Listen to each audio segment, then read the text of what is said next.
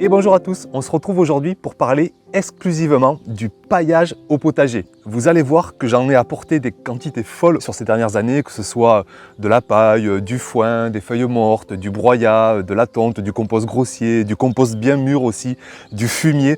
Alors je vais vous raconter mon cheminement par rapport à cette pratique, voir si elle a été bénéfique, bénéfique pour mon sol, bénéfique pour la gestion de l'eau, pour la gestion des herbes indésirables, voir si elle a été bénéfique aussi sur la fertilité de mon sol, ou si au contraire je dois user d'autres techniques, d'autres apports pour espérer tendre vraiment vers une abondance de légumes. Alors on est parti pour retracer 5 années de paillage au potager.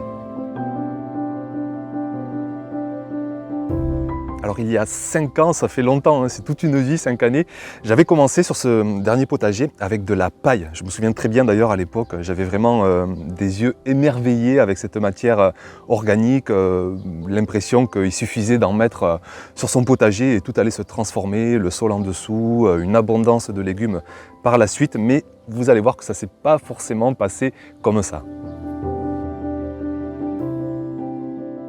En fait, j'ai assez vite déchanté parce qu'en saison 2, en saison 3, j'ai vu une amélioration au final très modeste de mon sol. Et pour autant, la paille, elle disparaissait petit à petit chaque saison et il fallait constamment en rapporter. Et pareil pour mes résultats de productivité, hein, j'ai fait des essais juste avec des apports de paille sur les premières saisons. Et vraiment, j'avais des plants qui restaient très chétifs. Je me souviens des plants de choux, des plants de tomates qui restaient tout petits, qui me regardaient d'un drôle de regard et qui me disaient est-ce que tu n'aurais pas autre chose à m'apporter parce que juste avec la paille, on s'en sort pas. Alors avec le recul, je comprends un peu de mes erreurs et en premier lieu, je n'ai pas assez tenu compte de mon climat. Pour vraiment jardiner sur sol vivant, avec paillage constant, il est important d'avoir une humidité maximum, une humidité du sol et une humidité aussi du paillage. D'ailleurs, c'est François Mullet, un des précurseurs du maraîchage sol vivant, qui le dit, lui le premier. Je vous laisse écouter très rapidement quelques extraits. Si vous êtes dans un climat méditerranéen, avec une pluviométrie de 600-700 mm, mais des très fortes chaleurs, il fait trop chaud, pas assez d'eau. Donc en fait, ça dépend énormément de votre contexte pédoclimatique. Et c'est vrai que ça semble tellement logique. Et moi, le premier d'ailleurs, je le répète sans cesse, hein, l'humidité dans le sol, c'est pour ça que j'ombrage, que je paille, que je me crée un microclimat pour avoir un maximum d'humidité, pour que la vie biologique fasse son travail. Et sauf que les premières années, j'étais à l'opposé de ça, même au contraire, je pensais qu'un paillage allait me dispenser d'arrosage. Du coup, j'avais un sol qui était sec, j'avais un paillage qui était sec, un paillage de paille et qui finissait par se volatiliser, se minéraliser sans jamais améliorer mon sol en dessous. Une autre erreur que j'ai fait, c'est que je pense que je n'ai pas mis assez de paillage. C'est quand même pas rien de pailler un potager de plus de 300 mètres carrés à coups de bottes de paille. Donc j'étalais au maximum, je mettais 5-10 cm. Sauf qu'il faut bien 20-30 cm pour vraiment isoler encore mieux le sol, pour générer carrément une vie biologique à l'intérieur du paillage. Et moi, j'en mettais vraiment pas assez à l'époque.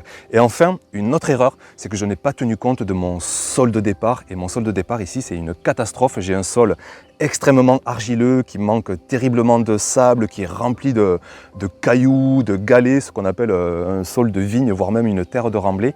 Et c'est un sol qui est quasiment mort au départ, tellement il est compacté, tellement il manque d'oxygène, tellement il manque d'eau. Et lui mettre un paillage par-dessus, c'est quasiment inefficace. C'est un petit peu, c'est une image que j'emploie souvent, comme si on donnait un steak haché à un corps sans vie. Eh bien, le steak haché, il finirait par pourrir et personne ne pourrait l'ingurgiter. Pour que le steak haché, on en tire de l'énergie, bien, il faut un corps solide, adulte, un estomac qui va pouvoir digérer ce steak haché et en ressortir de l'énergie. C'est pareil pour un paillage, hein. Si on balance un paillage sur un sol sans vie, eh bien, il ne va pas se passer grand-chose. Par contre, si on balance un paillage sur un sol vivant, meuble, oxygéné, une belle texture, une belle humidité, eh bien là, le sol en dessous, qui est rempli de vie biologique, va pouvoir bonifier, humifier, maximiser le paillage. Et le paillage va être bonifié et le sol surtout va s'améliorer saison après saison. Alors vous verrez, je vous en parlerai tout à l'heure, comment j'ai fait évoluer mes pratiques saison après saison pour bien mieux bonifier mes apports de paillage au potager.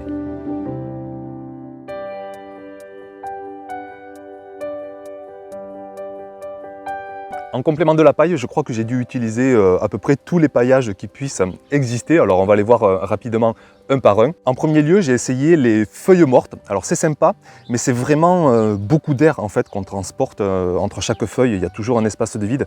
Et vraiment, on le voit d'ailleurs, hein, la brouette est légère et on transporte plus d'air que de paillage. Et je me souviens mettre des brouettes et quelques mois plus tard, tout a disparu et toujours pareil, avec un sol qui n'est pas forcément super vivant en dessous, et bien au final il n'y a rien qui s'améliore, le paillage disparaît et moi je me retrouve un petit peu comme un idiot. Alors les feuilles mortes, maintenant je préfère en fait en faire du compost, je les entasse dans des composteurs que j'ai et avec un peu d'humidité, ça me fait un super terreau et ce terreau, soit je m'en sers justement pour alléger mon sol, le rendre encore plus vivant, encore mieux texturé, ou sinon je m'en sers aussi pour faire du terreau maison.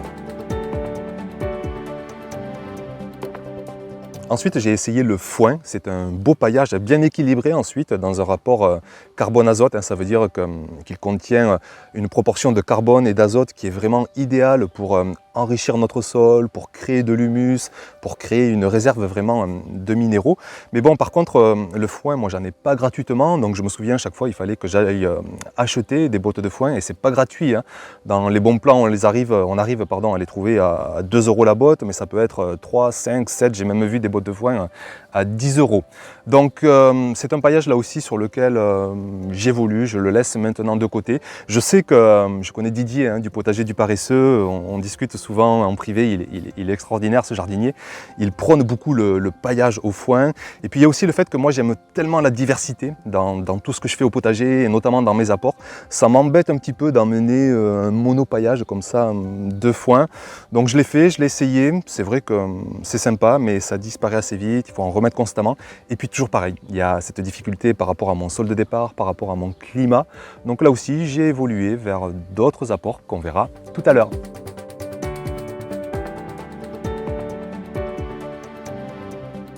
J'ai essayé le BRF aussi, bois raméal fragmenté. En fait, ce sont toutes les tailles de haies, d'arbustes, de mes oliviers.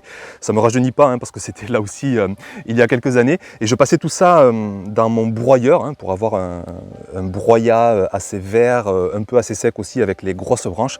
Et pareil, je mettais tout ça sur mes parcelles, à droite, à gauche. J'incorporais même légèrement au premier centimètre de sol, dans l'espoir là aussi de grandement améliorer à la fois le sol et la fertilité de mon potager.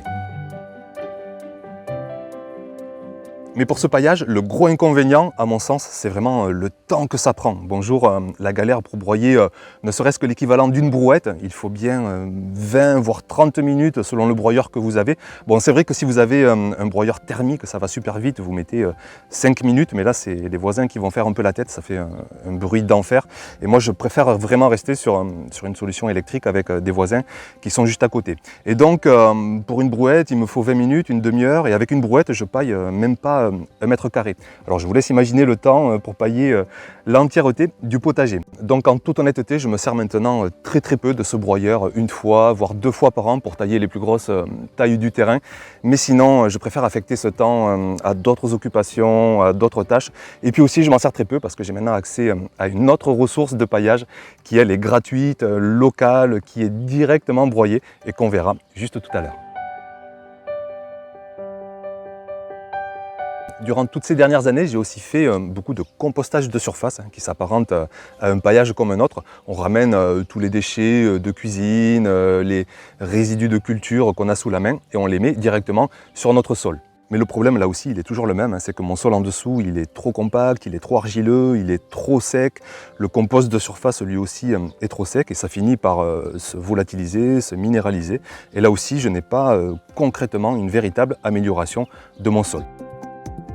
Alors du coup, je préfère réaliser du compost en tas, du compost plus ou moins grossier que j'amène à mon sol. Et vous allez voir tout à l'heure, on en reparlera. En tout cas chez moi, ça fait vraiment des miracles.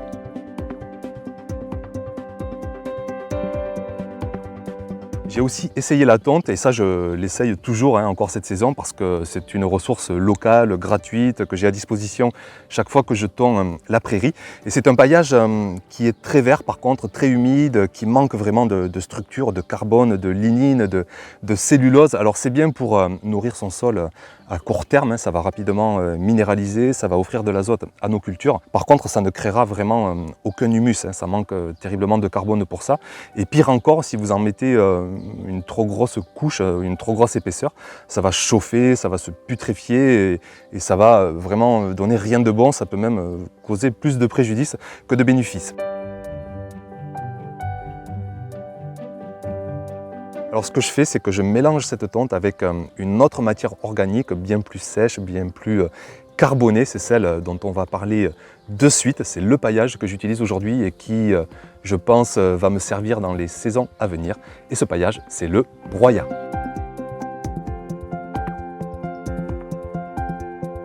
Le broyat, c'est donc la matière organique vers laquelle je me tourne de plus en plus et quasi exclusivement cette saison. Déjà parce que c'est local, c'est du broyat de mon village hein, que des paysagistes me déposent ou alors du broyat que je vais chercher directement à la déchetterie.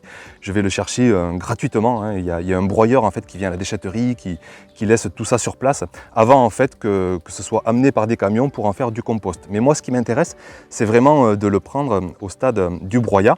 Et ce broyat il est sain hein, parce que déjà la commune elle n'utilise plus de pesticides, parce que les particuliers à 99% ils n'utilisent pas de pesticides. Hein. C'est très rare que des particuliers aillent traiter leurs haies ou leurs prairies ou leurs feuilles mortes. Donc tout ça, c'est quand même très sain. Et puis quoi qu'il en soit, je laisse une période de stockage en fait, de sécurité. Quand je vais chercher le broyat, je le laisse chez moi pendant quelques mois. Et ça permet d'éliminer d'éventuels résidus pas trop envieux si jamais il venait à y en avoir dans le tas.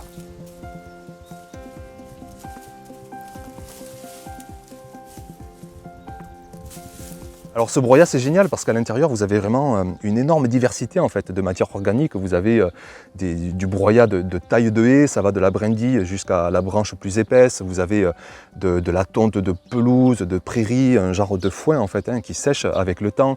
Vous avez des feuilles mortes, des feuilles qui viennent de tonnes d'arbres différents. Donc au final ça fait vraiment une matière locale, gratuite, broyée sur place qu'on a à disposition. Et ça c'est vraiment quelque chose moi qui m'intéresse pour pailler l'entièreté de mon potager, que ce soit les allées, les parcelles, en espérant, avec tout le carbone que ça contient, avec cet équilibre carbone-azote, en espérant grandement que ça crée petit à petit du sol pour les saisons à venir.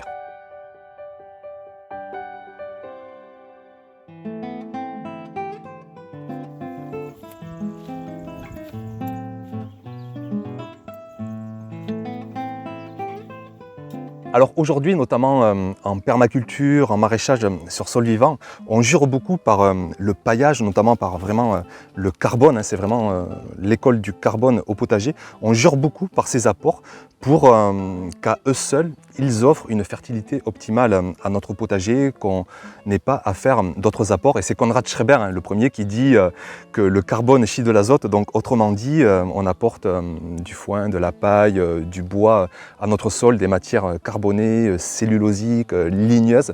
Et au final, avec la vie biologique, tout ça va être décomposé, humifié, minéralisé et ça va libérer petit à petit des minéraux pour nos cultures.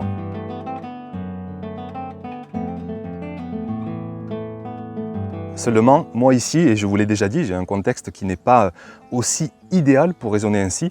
Je manque de pluie, j'ai 600-700 millilitres sur l'année alors qu'il en faudrait quasiment le double. Donc je manque d'humidité pour le paillage, pour le sol. Je manque de volume de paillage aussi, hein, parce qu'il en faut des remorques et des remorques pour pailler 400 mètres carrés. Et puis aussi, ça aussi je vous l'ai déjà dit, j'ai un sol qui est trop mal texturé, qui manque notamment de sable, hein, une absence quasiment de sable, ce qui fait que j'ai une vie biologique qui ne vit pas, qui ne se développe pas à foison. Hein. Ça manque d'une bonne texture avec de l'air, de l'oxygène, du sable, de l'argile, du limon. La vie biologique, elle est comme nous en fait, hein. On a besoin d'un environnement propice et avec un sol trop compact, trop dur, trop sec, trop argileux, trop caillouteux, eh bien ça ne tourne pas à plein régime dans mon potager.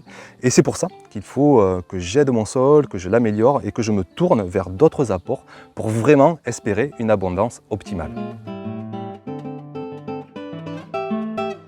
C'est ainsi que ne raisonner qu'avec des apports de paillage, à mon sens, c'est vraiment raisonner que dans un contexte idéal, avec un climat propice, à la fois assez humide, assez doux pour développer une vie biologique. C'est lié à un sol qui est quand même un minimum bien texturé pour optimiser le paillage. Et c'est lié aussi à un jardinier qui doit quand même faire preuve de volonté, qui doit avoir une logistique, une remorque, qui doit avoir de l'énergie, des muscles, de la passion quand même pour manipuler un tel volume, une telle masse, un tel poids de paillage et amener tout ça à son potager. Alors ici, et je parle bien de ma propre situation, faute d'un environnement propice, suffisamment humide, faute d'un sol de départ suffisamment bien texturé, eh bien j'aide mon sol à s'améliorer grâce à d'autres apports, et notamment du compost plus ou moins grossier qu'on va voir de suite. Je me régale vraiment de faire du compost. Je trouve que c'est génial de fabriquer cette ore noire en recyclant, en valorisant tous les restes, que ce soit les déchets, ouais, on va appeler ça des déchets de cuisine, les fumiers de mes poules, les restes végétaux du terrain. Il suffit vraiment d'entasser ça, toujours dans cet équilibre de 2 tiers humides pour 1 tiers de sec. Et rapidement, on crée vraiment comme une recette, moi je vois ça comme une recette dans un saladier en fait. On met 2 tiers de matière humide, 1 tiers de matière sèche, on lit tout ça dans le saladier et on génère une vie biologique parce qu'il y a de l'air, parce qu'il y a de l'oxygène, parce qu'il y a des matières organiques diversifiées. Et bien sûr, on attire tous les micros, macro-organismes, bactéries, champignons.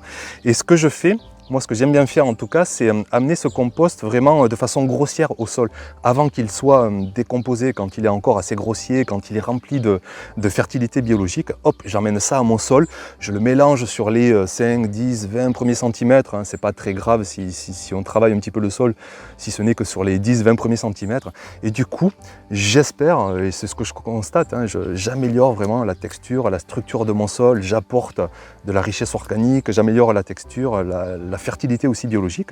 Et c'est par-dessus ce sol-là que je vais ensuite pailler avec du broyat. Et ce broyat va être optimisé par le sol en dessous qui est composté, qui est humide, qui est fertile, qui est oxygéné. Et là, je trouve que j'arrive à être dans un bel équilibre et je vois vraiment clairement les résultats à la fois sur mon sol et sur les productions de légumes qui sont de plus en plus conséquentes.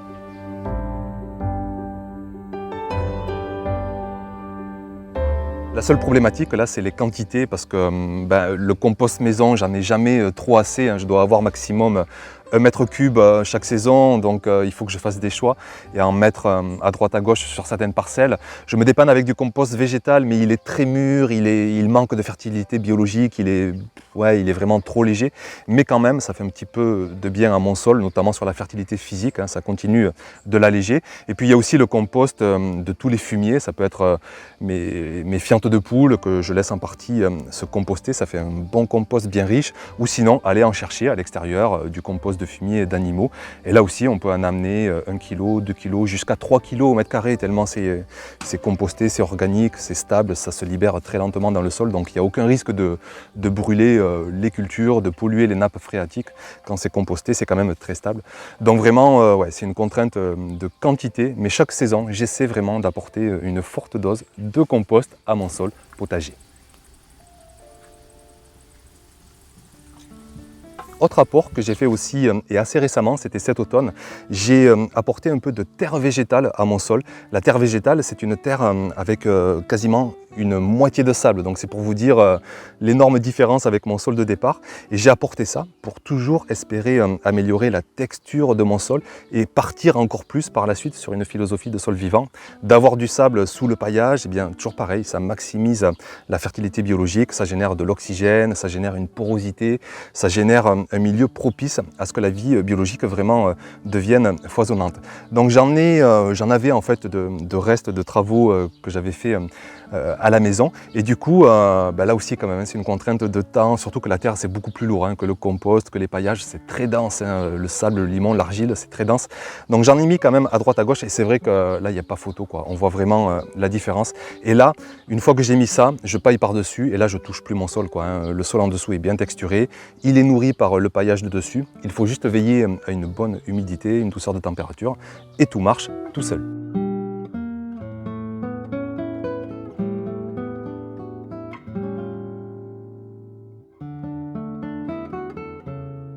Et dernier point concernant les apports complémentaires que je peux faire à mes apports de paillage, ça va être les engrais naturels. Alors je précise bien que ce sont vraiment des apports qui sont liés à mon contexte de jardinage parce que j'ai un climat qui n'est pas assez humide, parce que j'ai un sol qui n'est pas assez humide, assez bien texturé, qui n'est pas assez actif biologiquement. Et du coup, c'est pour ça que je complète, on l'a vu, avec mes composts, et c'est pour ça que je complète avec des engrais naturels. Des engrais naturels, ce sont des matières qui sont très riches en minéraux, qui sont concentrés de minéraux. Je pense aux fientes de mes poules, je pense à ma propre urine, ça peut être aussi du sang desséché, de la poutre d'os, du tourteau, des purins, ça peut être de la cendre. Tout ça, ce sont des ressources vraiment facilement en fait digérées par le sol, facilement assimilables par les cultures. Et c'est ce qui me permet, moi aujourd'hui, d'avoir une abondance, d'avoir vraiment une finalité de production, d'avoir un potager nourricier. C'est en jumelant tous ces apports, à la fois les paillages, à la fois le compost, à la fois les engrais. Et ces trois apports sont naturels, sont organiques, ça vient du vivant végétal ou animal. Et ça c'est génial, c'est quand même une fierté je trouve de jardiner, quoi qu'il en soit, avec une origine organique, biologique.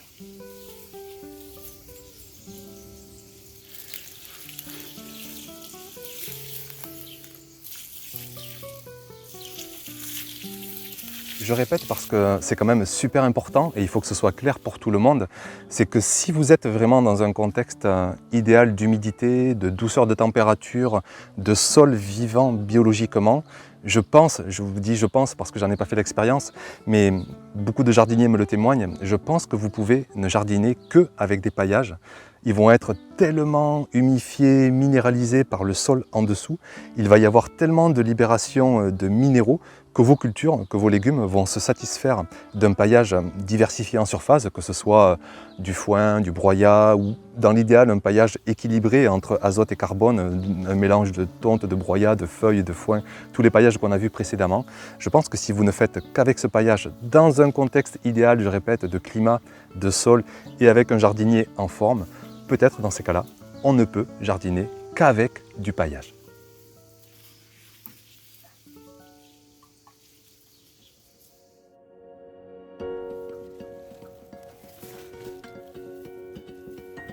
Je crois que j'ai dû perdre des centaines et des centaines de kilos de récolte à vouloir croire en fait que le paillage allait me dispenser d'arroser. Je me souviens notamment ici sur ce dernier potager, la première saison où j'ai paillé, je me suis dit que ça allait être inutile d'arroser et ça a vraiment été une catastrophe vraiment considérable et encore plus ancien, je me souviens quand j'avais un potager associatif, j'étais le seul à ne pas vouloir arroser, convaincu que le paillage ferait des miracles. Et j'étais le seul à avoir, j'avais un désert en fait parce que le manque d'eau, surtout dans un potager biologique, tout passe par la vie du sol, par l'eau en fait. Et si votre sol n'est pas humide, n'est pas rempli d'eau, n'est pas un minimum humide, eh bien tout s'arrête et rien ne pousse. Du coup, j'ai rapidement corrigé le tir, j'ai augmenté mes épaisseurs de paillage, j'ai remis mon goutte à goutte en place sous le paillage.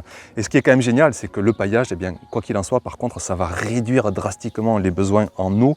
Moi ici, je vais arroser 10 litres au mètre carré, ça va être toutes les semaines, ça va être tous les 3 jours, allez, tous les 2 jours, dans le pire des cas, s'il fait 35 degrés, s'il fait du vent, si la météo est désastreuse et très chaude. Mais sinon, je vais pouvoir réduire drastiquement la fréquence d'arrosage, alors que des maraîchers sur sol nu vont devoir arroser 1 fois, voire 2 fois par jour.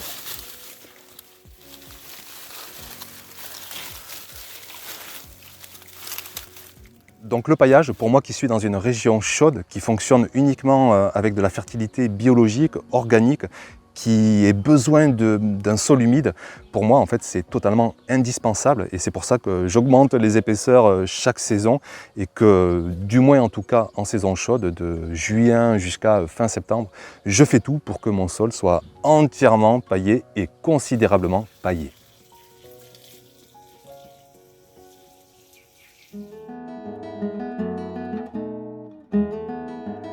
L'année dernière, j'ai fait quasiment une butte avec tous mes résidus de culture et cette butte, vous l'avez sous vos yeux, elle est juste là et vous voyez que les résultats sont même franchement géniaux. Et en fait, dans cette butte, j'y ai mis tous mes résidus de culture, tous mes résidus végétaux du potager de la saison dernière, les restes de plants de courges, de tomates, de courgettes, tout ce qui traînait au potager. J'ai mélangé quand même avec un peu de matière sèche pour pas que ce soit trop humide, toujours ce principe de 2 tiers humide, 1 tiers sec. Et j'ai aussi quand même mis un peu de terre végétale, de la vraie terre, limon, sable, argile, parce que le problème, à mon sens, d'une butte, ce qu'on appelle les buttes lasagne, des buttes qui sont faites que de paillage, que de matière organique, et n'importe quel jardinier qui en a fait le sait, c'est que c'est très éphémère. L'année d'après, ça a réduit de moitié, on se demande où c'est passé, et 2-3 ans après, il n'y a presque plus rien. Et là, en mettant de la terre, j'espère vraiment créer un ensemble, ce qu'on appelle un peu le complexe argilo-humique, un ensemble d'argile, de limon, de sable, de matière organique. Et ce qui est génial, c'est que du coup, de mettre une énorme épaisseur, je me soustrais en fait de mon sol de départ. Et c'est ça qui est génial, c'est que du coup, on jardine quasiment directement dans le paillage. Le seul souci de jardiner à la fois en hors-sol et dans un mélange fait essentiellement de matière organique, c'est qu'on a beaucoup moins de rétention en eau. La matière organique, elle retient beaucoup moins l'eau que le vrai sol. Et puis de jardiner en hauteur, eh bien, on est beaucoup plus exposé à la chaleur, au vent, à l'air, au rayonnement du soleil. Et du coup, ça sèche beaucoup plus vite, beaucoup trop vite même quand on est comme moi dans une région chaude. C'est pour ça que je me suis mis tout proche d'une haie plein sud. C'est pour ça que j'ai mis des ombrages au-dessus du potager. Et dans ce contexte, toujours pareil, on cherche le meilleur équilibre. Dans ce contexte climatique, à mi-ombre, un peu ombragé, eh bien je me retrouve vraiment avec un substrat extraordinaire parce qu'il reste humide, parce qu'il est oxygéné, il est rempli de matière organique. Et là-dedans, je ne vous raconte pas, les racines, c'est à l'opposé de mon sol en fait. Elles n'ont aucune contrainte, elles n'ont aucun effort à faire pour grandir. Elles peuvent aller loin, chercher des minéraux, chercher de l'eau. Et du coup, les plants véritablement se régalent. Donc ça aussi, c'est une solution vers laquelle j'essaie de tendre, mettre du paillage équilibré, à la fois humide, sec pour 1 tiers, un peu de terre végétale bien texturée, un mélange de sable, de limon, d'argile. Et là, c'est un cocktail magique, quoi. On plante là-dedans, c'est un total régal. Donc j'essaierai de recréer tout ça. La seule contrainte aussi, c'est qu'il faut toujours pareil, de la logistique, du temps, des muscles. Et le jardinier vieillissant année après année, je verrai ce que je vais faire. Mais bon, je vais quand même essayer d'en faire 1 ou 2 autres, tellement les résultats sont satisfaisants.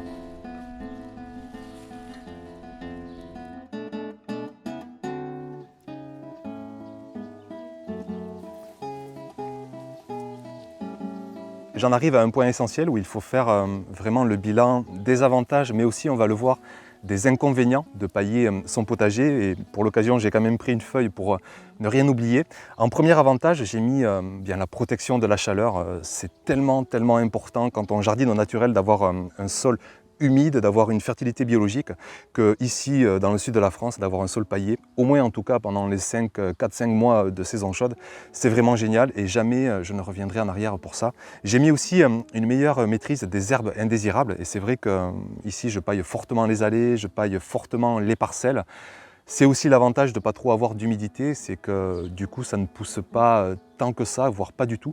Et j'ai très peu de désherbage à faire et je sais que souvent vous êtes confrontés à cet aléa, c'est jamais évident. Ici par exemple j'ai du liseron, je peux presque le laisser, j'ai pas trop à le gérer parce que le paillage fait son effet. Sitôt qu'on a 20 cm, ça empêche la lumière de passer et du coup on n'a aucune herbe indésirable qui se décide à pousser. Autre avantage, la réduction drastique des besoins d'arrosage, et ça c'est quand même pas rien, même si aujourd'hui j'ai un goutte à goutte, ça ne me demande pas du temps pour arroser, mais ça me demande quand même de l'argent, parce que moi je suis relié à un réseau, et de diviser par 3, par 4, par 5 ces quantités d'arrosage, ça c'est quand même vraiment pas rien. Moi aujourd'hui, sur toute la saison, je dépense moins de 100 € d'eau. Je sais que ça peut paraître déjà une somme très conséquente, mais quand on récolte plusieurs centaines de kilos de légumes, quand c'est une passion et surtout quand on fait le travail d'optimiser chaque goutte d'eau, qu'il n'y ait rien qui parte en évaporation, que tout soit destiné à mon sol, à mes cultures, eh bien voilà, je suis fier d'être jardinier, je fais bien mon travail et j'optimise chaque goutte d'eau. Ensuite, il y a ce besoin de transpiration des légumes, c'est pour ça que j'ombrage. Il faut savoir que même si vous mettez un gros paillage, vous allez réduire l'évaporation au sol, mais c'est comme nous, c'est pas parce qu'on met une casquette, un paillage en soi, qu'on va s'arrêter de boire, on va transpirer, on va avoir chaud. Et ayez quand même en tête que même avec un paillage, vos légumes vont transpirer, ils vont aller puiser l'eau du sol. Et souvent, il faudra quand même arroser. Bien sûr, si Dame Nature ne vous apporte pas la pluie, je sais qu'en ce moment, vous êtes beaucoup à en avoir de trop presque, mais sitôt qu'elle manque, surtout, ne pas hésiter à arroser pour maintenir son sol constamment humide.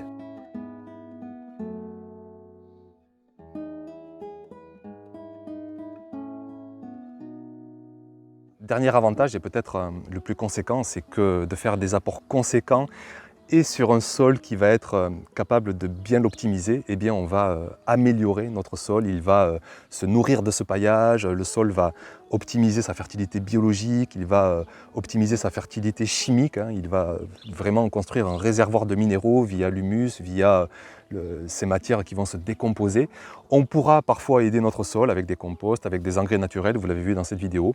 Vous pourrez vous en abstenir aussi selon votre contexte. Mais quoi qu'il en soit, vraiment, le paillage, c'est le carburant, c'est l'énergie qu'on offre à notre moteur, à notre sol du potager, qui est le moteur quelque part de notre potager.